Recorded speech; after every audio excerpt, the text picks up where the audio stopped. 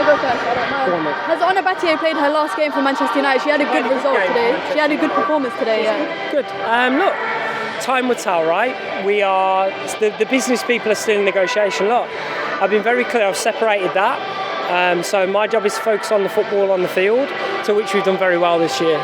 Off the field, I know the business team are working really hard to make sure that happens. But I'll be very clear. If that doesn't happen and they don't stay here, then what we will have is we'll go into the market to recruit because we have to, right? So what I'm a big believer in is that our team is not about one player. Be very clear on that, and it never will be. It's bigger than anybody involved at the club, and it will always be that. So for us, I hope that they stay, and I hope that we can convince them to stay.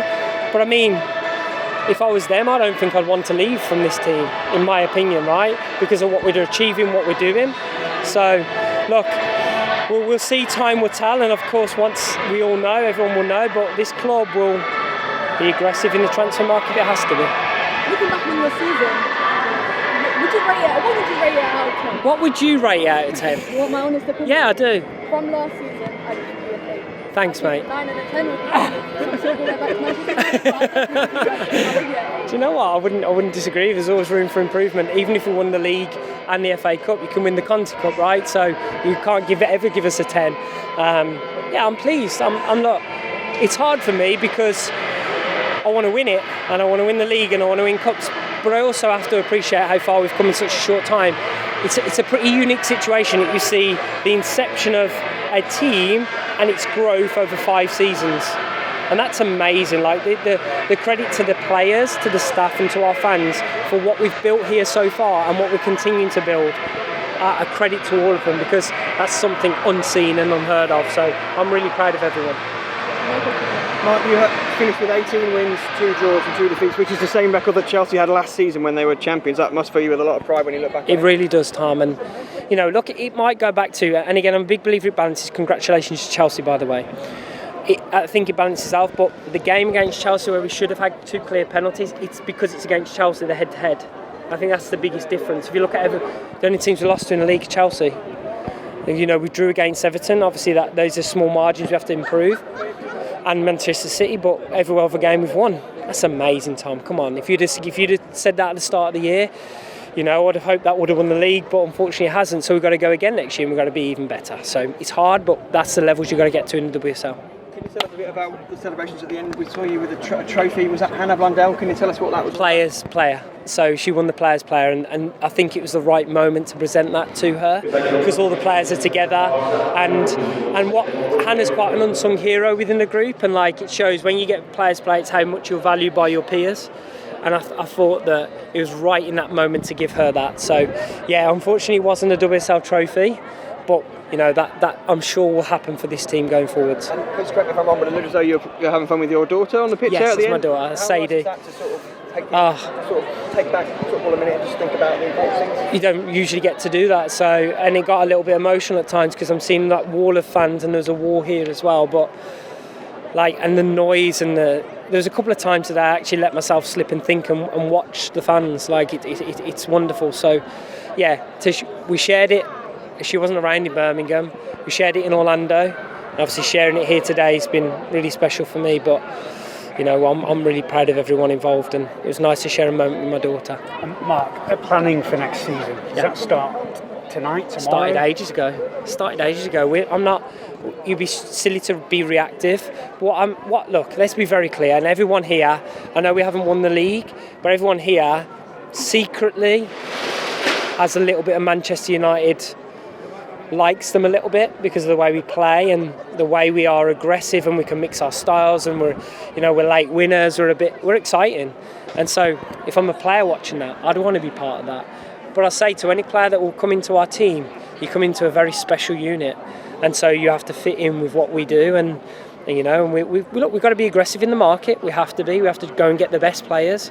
But I'm also a big believer in helping create the best players, and we've done that. Like, you look at this, you know, if you were to say before the season how many world-class players have we got, and it's different how we voice that.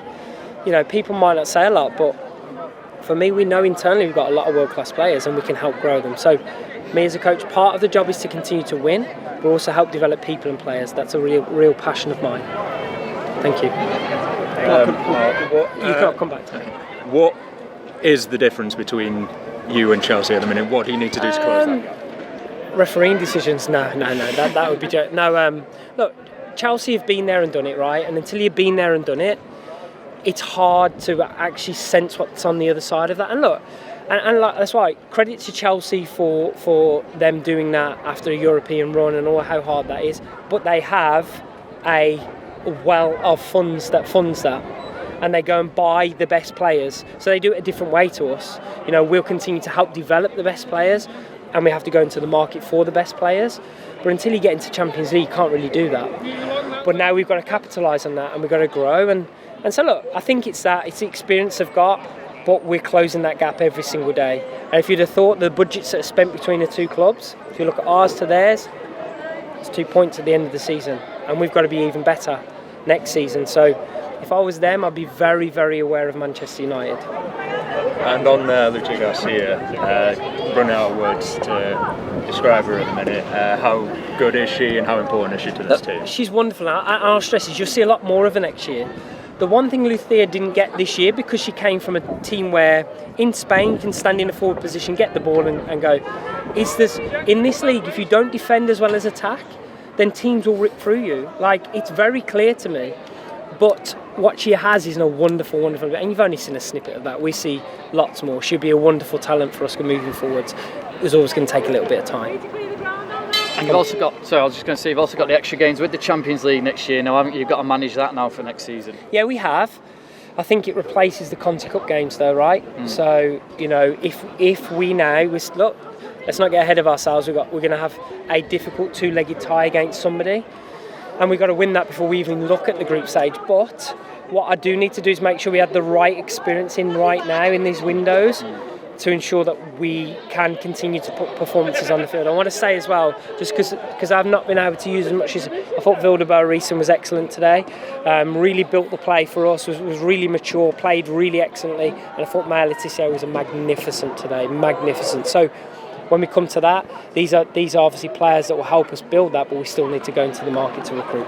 Cheers, Matt. Sorry, Tom. Oh, no, thank you. I just wanted to check, what was it like sort of keeping in touch? Did you have a knowledge of the Chelsea score throughout the game? Yeah, just notifications. So there's some wonderful apps these days that tell you live notification before it goes in, apparently. But yeah, look, as soon as it done that, the girls didn't know, and I think you heard it around the stadium a little bit. But in all honesty, I didn't expect Reading to beat Chelsea. I didn't, and nobody should have.